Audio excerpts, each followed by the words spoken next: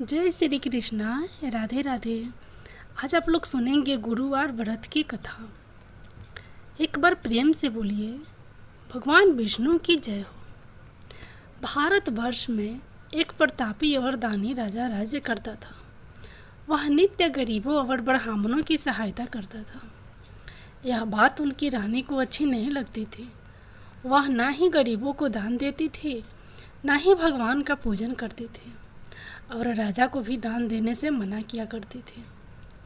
एक दिन राजा शिकार खेलने वन को गए हुए थे, तो रानी महल में अकेली थी।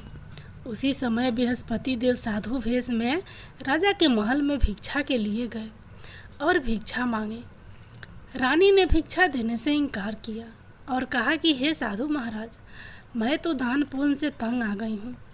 मेरा पति सारा धन लुटाते रहते हैं। मेरी इच्छा है कि हमारा धन नष्ट हो जाए, फिर न रहेगा बांस न बाजेगी बांसुरी। साधु ने कहा, देवी तुम तो बड़ी विचित्र हो।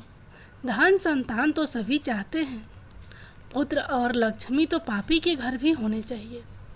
यदि तुम्हारे पास अधिक धन है तो भूखों को भोजन दो, प्यासों के लिए प्याऊ बनवाओ, मुसाफिरों के लिए धर्मशालाएं खुलवाओ। जो निर्धन अपनी कुमारी कन्याओं का विवाह नहीं कर सकते, उनका विवाह करा दो। ऐसे और कई काम हैं जिनके करने से तुम्हारा यश लोक परलोक में फैलेगा। परंतु रानी पर उपदेश का कोई प्रभाव न पड़ा। वह बोली, महाराज आप मुझे कुछ न समझाएं। मैं ऐसा धन नहीं चाहती जो हर जगह बांटती फिरूं। साधु ने उत्तर दिया, यदि तुम्हारी ऐसी इच्छा है तो जैसा मैं तुम्हें बताऊंगा तुम 7 बृहस्पतिवार वैसा ही करना। तुम ऐसा करना कि बृहस्पतिवार को घर लिपकर पीली मिट्टी से अपना सिर धोकर स्नान करना। बृहस्पतिवार के दिन कपड़े धोना। राजा से बोलना कि वह हजामत बनवाए और भोजन में मांस मंदिरा खाना। ऐसा करने से आपका सारा धन नष्ट हो जाएगा। इतना कहकर वह साधु महाराज वहाँ से अलोप हो गए। साधु के अनुसार कई बातों को पूरा करते हुए रानी को केवल 3 बृहस्पतिवार ही बीते थे कि उसकी समस्त धन संपत्ति नष्ट हो गई। भोजन के लिए राजा का परिवार तरसने लगा। तब एक दिन राजा ने रानी से बोला कि हे रानी, तुम यहीं रहो, मैं दूसरे देश के जाता हूँ, क्योंकि यहाँ पर सभी लोग मुझे जानते हैं, इसलिए मैं कोई छोटा कार्य नहीं कर सकता। ऐसा कहकर राजा परदेश चला गया। वहाँ वह जंगल से लकड़ी काटकर लाता और शहर में बेचता। इस तरह वह अपना जीवन व्यतीत करने लगा। इधर राजा के परदेश जाते ही रानी और दासी दुखी रहने लगी। एक बार जब रानी और दासी को 7 दिन तक बिना भोजन के रहना पड़ा, तो रानी ने अपनी दासी से कहा कि हे दासी, पास ही के नगर में मेरी बहन रहती है। वह बड़ी धनवान है, तो उसके पास जा और कुछ ले आ, ताकि थोड़ी बहुत गुजर बसर हो जाए। दासी रानी के बहन के पास गई। उस दिन गुरुवार था और रानी की बहन उस समय बृहस्पतिवार व्रत की कथा सुन रही थी। दासी ने रानी की बहन को अपनी रानी का संदेश दिया, लेकिन रानी की बहन कोई उत्तर नहीं दिया। जब दासी को रानी की बहन से कोई उत्तर नहीं मिला, तो वह बहुत दुखी हुई और उसे क्रोध भी आया। दासी ने वापस आकर रानी को सारी बात बता दी। सुनकर रानी ने अपने भाग्य को कोसा। उधर रानी की बहन ने सोचा कि मेरी बहन की दासी आई थी, परंतु मैं उससे नहीं बोली, इससे वह बहुत दुखी हुई होगी। कथा सुनकर और पूजा समाप्त करके वह अपनी बहन के घर आई और कहने लगी हे बहन, मैं बृहस्पतिवार का व्रत कर रही थी। तुम्हारी दासी मेरे घर आई थी, परंतु जब तक कथा होती है तब तक ना तो उठते हैं और ना ही बोलते हैं, इसलिए मैं नहीं बोली। कहो दासी क्यों गई थी? रानी बोली, बहन तुमसे क्या छिपाऊं, हमारे घर में खाने तक को अनाज नहीं था। ऐसा कहते कहते रानी की आंखें भर आई।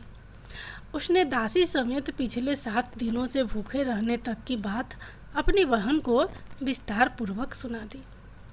रानी की बहन बोली, देखो बहन, भगवान बृहस्पति देव सबकी मनोकामना को पूर्ण करते हैं। देखो, शायद तुम्हारे घर में अनाज रखा हो। पहले तो रानी को विश्वास नहीं हुआ, पर बहन के आग्रह करने पर उसने अपनी दासी को अंदर भेजा तो उसे सचमुच अनाज से भरा एक घड़ा मिल गया। यह देखकर दासी को बड़ी हैरानी हुई। दासी रानी से कहने लगी कि हे रानी, जब हमको भोजन नहीं मिलता तो हम व्रत ही तो करते हैं, इसलिए क्यों ना इनसे व्रत और कथा की विधि पूछ ली जाए ताकि हम भी व्रत कर सकें। तब रानी ने अपने बहन से बृहस्पतिवार व्रत के बारे में पूछा। उसकी बहन ने बताया, बृहस्पतिवार के व्रत में चने की दाल और मुनाका से विष्णु भगवान का केले की जड़ में पूजन करें तथा दीपक जलाएं, व्रत कथा सुने और पीला भोजन ही करें। इससे बृहस्पति देव प्रसन्न होते हैं। व्रत और पूजन विधि बताकर रानी की बहन अपने घर को लौट गई। 7 दिन के बाद जब गुरुवार आया तो रानी और दासी ने व्रत रखा। घुड़साल में जाकर चना और गुड़ ले आई, फिर उससे केले की जड़ तथा विष्णु भगवान का पूजन किया। अब पीला भोजन कहाँ से आए, इस बात को लेकर दोनों बहुत दुखी थे, चूँकि उन्होंने व्रत रखा था। इसलिए बृहस्पति देव उनसे प्रसन्न थे। इसलिए वे एक साधारण व्यक्ति का रूप धारण कर 2 थालों में सुंदर पीला भोजन दासी को दे गए। भोजन पाकर दासी प्रसन्न हुई और फिर रानी के साथ मिलकर भोजन ग्रहण किया। उसके बाद वे सभी गुरुवार को व्रत और पूजन करने लगी। बृहस्पति भगवान की कृपा से उनके पास फिर से धन संपत्ति आ गई, परंतु रानी फिर से पहले की तरह आलस्य करने लगी। तब दासी बोली, देखो रानी, तुम पहले भी इस प्रकार आलस्य करती थी। तुम्हें धन रखने में कष्ट होता था, इस कारण सभी धन नष्ट हो गया। और अब जब भगवान बृहस्पति की कृपा से धन मिला है तो तुम्हें फिर से आलस्य होता है। रानी को समझाते हुए दासी कहती है कि बड़ी मुसीबतों के बाद हमने यह धन पाया है, इसलिए हमें दान पुण्य करना चाहिए, भूखे मनुष्यों को भोजन कराना चाहिए और धन को शुभ कार्यों में खर्च करना चाहिए, जिससे तुम्हारे कुल का यश बढ़ेगा, स्वर्ग की प्राप्ति होगी और पितृ प्रसन्न होंगे। दासी की बात मानकर रानी अपना धन शुभ कार्यों में खर्च करने लगी, जिससे पूरे नगर में उसका यश फैलने लगा। एक दिन राजा दुखी होकर जंगल में एक पेड़ के नीचे आसन जमा कर बैठ गया। वह अपनी दशा को याद करके व्याकुल होने लगा। बृहस्पतिवार का दिन था। एकाएक उसने देखा कि निर्जन वन में एक साधु प्रकट हुए। वह साधु वेश में स्वयं बृहस्पति देवता थे। लकड़हारे के सामने आकर बोले, हे लकड़हारे, इस सुनसान जंगल में तू चिंता मग्न क्यों बैठा है? लकड़हारे ने दोनों हाथ जोड़कर प्रणाम किया और उत्तर दिया, महात्मा जी, आप सब कुछ जानते हैं, मैं क्या कहूँ? यह कहकर रोने लगा और साधु को अपनी आत्मकथा सुनाई। महात्मा जी ने कहा, तुम्हारी स्त्री ने बृहस्पतिवार के दिन बृहस्पति भगवान का निरादर किया है, जिसके कारण रुष्ट होकर उन्होंने तुम्हारी यह दशा कर दी। अब तुम चिंता को दूर करके मेरे कहने पर चलो तो तुम्हारे सब कष्ट दूर हो जाएंगे और भगवान पहले से भी अधिक संपत्ति देंगे। तुम बृहस्पतिवार के दिन कथा किया करो, 2 पैसे के चने मुनाका लाकर उसका प्रसाद बनाओ और शुद्ध जल से लोटे में शक्कर मिलाकर अमृत तैयार करो। कथा के पश्चात अपने सारे परिवार और सुनने वाले प्रेमियों में अमृत व प्रसाद बांटकर आप भी ग्रहण करो। ऐसा करने से भगवान तुम्हारी सब मनोकामनाएं पूरी करेंगे। साधु के ऐसे वचन सुनकर लकड़हारा बोला, हे प्रभु, मुझे लकड़ी बेचकर इतना पैसा नहीं मिलता जिससे भोजन के उपरांत कुछ बचा सकूं। मैंने रात्रि में अपनी स्त्री को व्याकुल देखा है। मेरे पास कुछ भी नहीं जिससे मैं उसकी खबर मंगा सकूं। साधु ने कहा, हे लकड़हारे, तुम किसी बात की चिंता मत करो। बृहस्पति के दिन तुम रोजाना की तरह लकड़ियां लेकर शहर को जाओ। तुमको रोज से दोगुना धन प्राप्त होगा, जिससे तुम भली भांति भोजन कर लोगे तथा बृहस्पति देव की पूजा का सामान भी आ जाएगा। इतना कहकर साधु अंतर्धान हो गए। धीरे धीरे समय व्यतीत होने पर फिर वहीं बृहस्पतिवार का दिन आया। लकड़हारा जंगल से लकड़ी काटकर किसी शहर में बेचने गया। उसे उस दिन और दिन से अधिक पैसा मिला। राजा ने चना गुड़ आदि लाकर गुरुवार का व्रत किया। उस दिन से उसके सभी कलेश दूर हुए। परंतु जब दोबारा गुरुवार का दिन आया तो बृहस्पतिवार का व्रत करना भूल गया। इस कारण बृहस्पति भगवान नाराज हो गए। उस दिन उस नगर के राजा ने विशाल यज्ञ का आयोजन किया तथा शहर में यह घोषणा करा दी कि कोई भी मनुष्य अपने घर में भोजन ना बनावे, न आग जलावे। समस्त जनता मेरे यहाँ भोजन करने आवे। इस आज्ञा को जो ना मानेगा उसे फांसी की सजा दी जाएगी। इस तरह की घोषणा संपूर्ण नगर में करवा दी गई। राजा की आज्ञा अनुसार शहर के सभी लोग भोजन करने गए, लेकिन लकड़हारा कुछ देर से पहुंचा, इसलिए राजा उसको अपने साथ घर लिवा ले गए और ले जाकर भोजन करा रहे थे तो रानी की दृष्टि उस खूंटी पर पड़ी जिस पर उसका हार लटका हुआ था।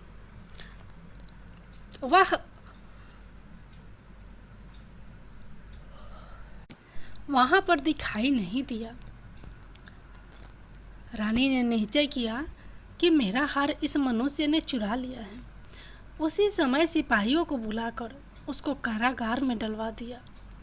जब लकड़हारा कारागार में पड़ गया और बहुत दुखी होकर विचार करने लगा कि न जाने कौन से पूर्व जन्म के कर्म से मुझे यह दुख प्राप्त हुआ है, और उसी साधु को याद करने लगा जो कि जंगल में मिला था।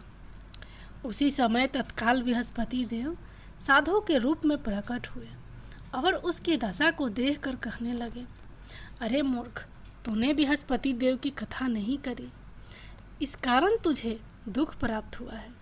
अब चिंता मत कर।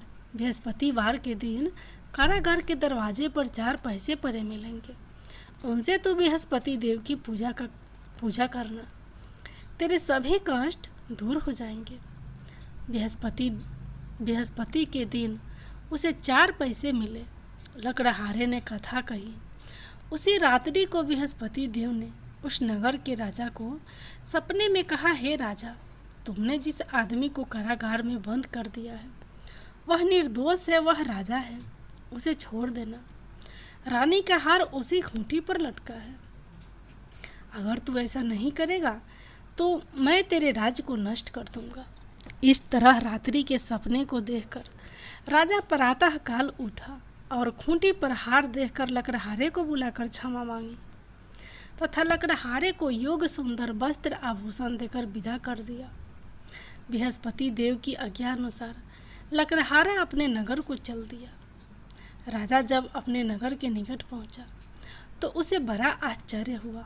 नगर में पहले से अधिक बाग, तालाब, कुएं तथा बहुत सी धर्मशाला, मंदिर बन गई। राजा ने पूछा कि यह किसका बाग और धर्मशाला है। तब नगर के लोग कहने लगे कि यह सब रानी और दासी के है।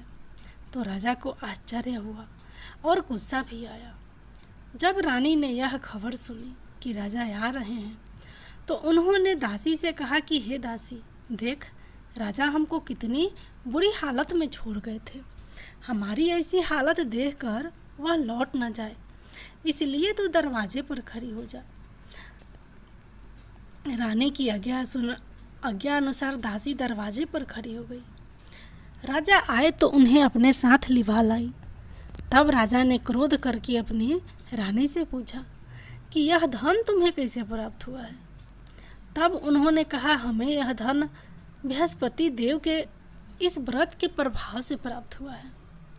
राजा ने निश्चय किया कि 7 रोज बाद तो सभी बृहस्पति देव का पूजन करते हैं, परंतु मैं प्रतिदिन दिन में 3 बार कहानी तथा रोज व्रत किया करूँगा।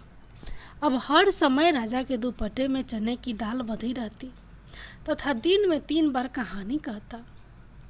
एक रोज राजा ने विचार किया कि चलो अपनी बहन के यहाँ हो आवे। इस तरह निश्चय कर राजा घोड़े पर सवार हो अपनी बहन के यहाँ चलने लगा। मार्ग में उसने देखा कि कुछ आदमी एक मुर्दे के लिए जा रहे हैं।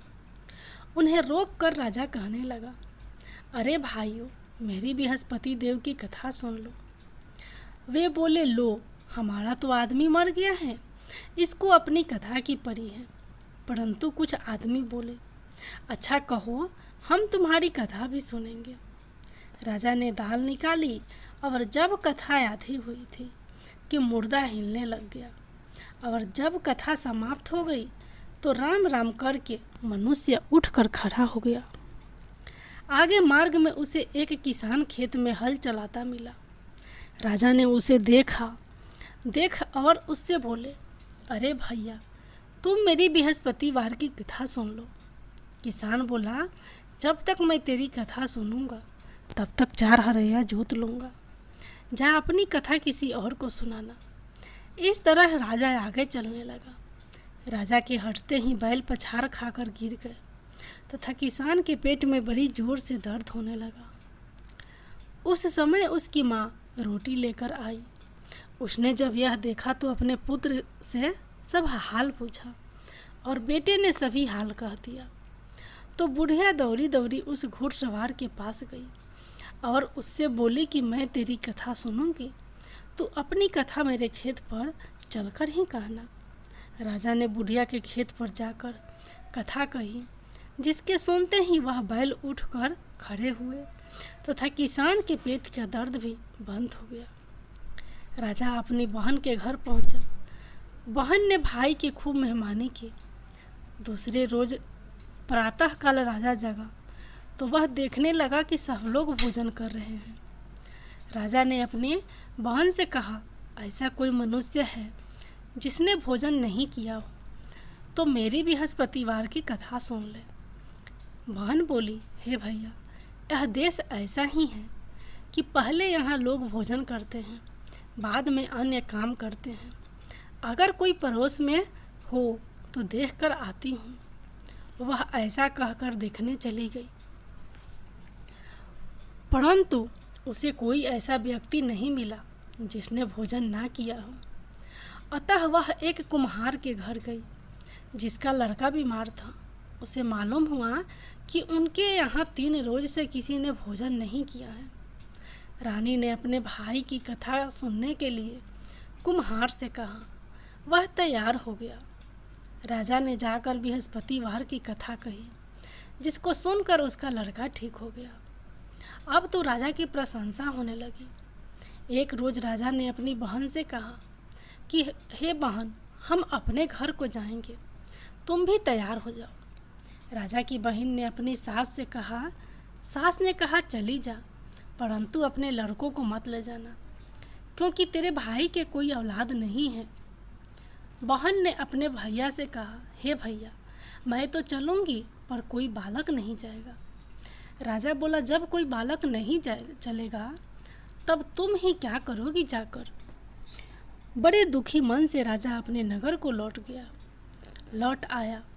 राजा ने अपनी रानी से कहा, हम निसंतान हैं, हमारा मुंह देखने का धर्म नहीं है और कुछ भोजन नहीं किया। रानी बोली, हे प्रभु, बृहस्पति देव ने हमें सब कुछ दिया है, वह हमें औलाद अवश्य देंगे। उसी रात को बृहस्पति देव ने राजा के सपने में आकर कहा, हे राजा, उठ, सभी सोच त्याग दे, तेरी रानी गर्भ से है। राजा की यह बात सुनकर बड़ी खुशी हुई। 9वें महीने में उसके गर्भ से एक सुंदर पुत्र पैदा हुआ। तब राजा बोला, हे रानी, स्त्री बिना भोजन के रह सकती है, पर बिना कहे नहीं रह सकती। जब मेरी बहन आवे तुम उससे कुछ कहना मत। रानी ने सुनकर हाँ कर दिया। जब राजा की बहन ने यह शुभ समाचार सुना तो वह बहुत खुश हुई तथा बधाई लेकर अपने भाई के यहाँ आई। तभी रानी ने कहा, घोड़ा चढ़कर तो नहीं आई, गधा चढ़ी आई। राजा की बहन बोली, भाभी मैं इस प्रकार ना कहती तो तुम्हें औलाद कैसे मिलती। बृहस्पति देव ऐसे ही हैं, जैसे जिसके मन में कामनाएं हैं सभी को पूर्ण करते हैं। जो सद्भावना पूर्वक बृहस्पतिवार का व्रत करता है एवं कथा पढ़ता है अथवा सुनता है, दूसरों को सुनाता है, बृहस्पति देव उसकी सभी मनोकामना पूर्ण करते हैं। भगवान बृहस्पति देव उसकी सदैव रक्षा करते हैं। संसार में जो मनुष्य सद्भावना से भगवान जी का पूजन व्रत सच्चे हृदय से करते हैं तो उनकी सभी मनोकामनाएं पूर्ण करते हैं। जैसी सच्ची भावना से रानी और राजा ने उनकी कथा का गुणगान किया था, उनकी सभी इच्छाएं बृहस्पति देव जी ने पूर्ण की थी। इसलिए पूर्ण कथा सुनने के बाद प्रसाद लेकर जाना चाहिए। हृदय से उनका मनन करते हुए जयकारा बोलना चाहिए। बोलो बृहस्पति देव की जय हो, भगवान विष्णु की जय हो। अब सुनिए गुरुवार व्रत की अगली कथा। प्राचीन काल में एक ब्राह्मण रहता था। वह बहुत निर्धन था। उसके कोई संतान नहीं थी। उसकी स्त्री बहुत मलिनता के साथ रहती थी। वह स्नान ना करती, ना किसी देवता का पूजन करती। इससे ब्राह्मण देवता बड़े दुखी थे। बेचारे बहुत कुछ करते थे किंतु उसका कुछ परिणाम ना निकलता। भगवान की कृपा से ब्राह्मण की स्त्री के कन्या रूपी रत्न पैदा हुआ। कन्या बड़ी होने पर प्रातः स्नान करके विष्णु भगवान का जप व बृहस्पतिवार का व्रत करने लगी। अपने पूजन पाठ को समाप्त करके विद्यालय जाती तो अपने मुट्ठी में जौ भर के ले जाती और पाठशाला के मार्ग में डालती जाती। तब ये जौ सोने के हो जाते। लौटते समय उनको बीनकर घर ले आती थी।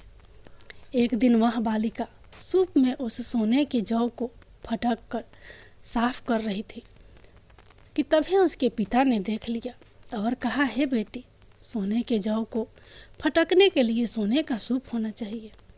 दूसरे दिन बृहस्पतिवार था। इस कन्या ने व्रत रखा और बृहस्पति देव से प्रार्थना करके कहा, मैंने आपकी पूजा सच्चे मन से की है तो मेरे लिए सोने का सूप दे दो। बृहस्पति देव ने उसकी प्रार्थना स्वीकार कर ली। रोजाना की तरह वह कन्या जौ फैलाती हुई जाने लगी। जब लौट कर जौ बीन रही थी तो बृहस्पति देव की कृपा से सोने का सूप मिला। उसे वह घर ले आई और उसमें जौ साफ करने लगी, परंतु उसकी माँ का वही ढंग रहा। एक दिन की बात है कि वह कन्या सोने के सूप में जौ साफ कर रही थी। उस समय उस शहर का राजपुत्र वहाँ से होकर निकला। इस कन्या के रूप और कार्य को देखकर मोहित हो गया तथा अपने घर आकर भोजन तथा जल त्याग कर उदास होकर लेट गया। राजा को इस बात का पता लगा तो अपने प्रधानमंत्री के साथ उसके पास गए और बोले, हे बेटा, तुम्हें किस बात का कष्ट है? किसी ने अपमान किया है अथवा यह और कारण हो सकता, कहो, मैं वही कार्य करूँगा जिससे तुम्हें प्रसन्नता हो। अपने पिता की राजकुमार ने बात सुनी तो वह बोला, मुझे आपकी कृपा से किसी बात का दुख नहीं है। किसी ने मेरा अपमान भी नहीं किया है, परंतु मैं उस लड़की से विवाह करना चाहता हूँ जो सोने के सूप में जौ साफ कर रही थी। यह सुनकर राजा सोच में पड़ गया और बोला, हे बेटा, इस तरह की कन्या का पता तुम ही लगाओ, मैं उसके साथ तेरा विवाह अवश्य ही करवा दूंगा। राजकुमार ने उस लड़के के घर का पता बतलाया। तब मंत्री उस लड़की के घर गए और ब्राह्मण देवता को सभी हाल बतलाया। ब्राह्मण देवता राजकुमार के साथ अपनी कन्या का विवाह करने के लिए तैयार हो गए तथा विधि विधान के अनुसार ब्राह्मण की कन्या का विवाह राजकुमार के साथ हो गया। कन्या के घर से जाते ही पहले की भांति उस ब्राह्मण देवता के घर में गरीबी का निवास हो गया। अब भोजन के लिए भी अन्न बड़ी मुश्किल से मिलता था। एक दिन दुखी होकर ब्राह्मण देवता अपनी पुत्री के पास गए। बेटी ने पिता की दुखी अवस्था को देखा और अपनी माँ का हाल पूछा। तब ब्राह्मण ने सभी हाल कहा। कन्या ने बहुत सा धन देकर अपने पिता को विदा कर दिया। इस तरह ब्राह्मण का कुछ समय सुखपूर्वक व्यतीत हुआ। कुछ दिन बाद फिर वही हाल हो गया। ब्राह्मण फिर अपनी कन्या के यहाँ गया और सारा हाल कहा। तो लड़की बोली, हे पिताजी, आप माताजी को यहाँ लिया लाओ, मैं उसे विधि बता दूंगी जिससे गरीबी दूर हो जाए। वह ब्राह्मण देवता अपनी स्त्री को साथ लेकर पहुँचे तो अपनी माँ को समझाने लगी, हे माँ, तुम प्रातःकाल प्रथम स्नान आदि करके विष्णु भगवान का पूजन करो तो सब दरिद्रता दूर हो जाएगी। परंतु उसकी माँ ने एक भी बात नहीं मानी और प्रातःकाल उठकर अपनी पुत्री के बच्ची जूठन को खा लिया करती थी। इससे उसकी पुत्री को भी बहुत गुस्सा आया और एक रात को कोठरी से सभी सामान निकाल दिया और अपनी माँ को उसमें बंद कर दिया। प्रातःकाल उसे निकाला तथा स्नान आदि करा के पूजा पाठ करवाया तो उसकी माँ की बुद्धि ठीक हो गई और फिर प्रत्येक बृहस्पतिवार को व्रत रखने लगी। इस व्रत के प्रभाव से उसके माँ बाप बहुत ही धनवान और पुत्रवान हो गए और बृहस्पति जी के प्रभाव से इस लोक के सुख भोग कर स्वर्ग को प्राप्त हुए। सह बोलो विष्णु भगवान की जय। बोलो बृहस्पति देव भगवान की जय।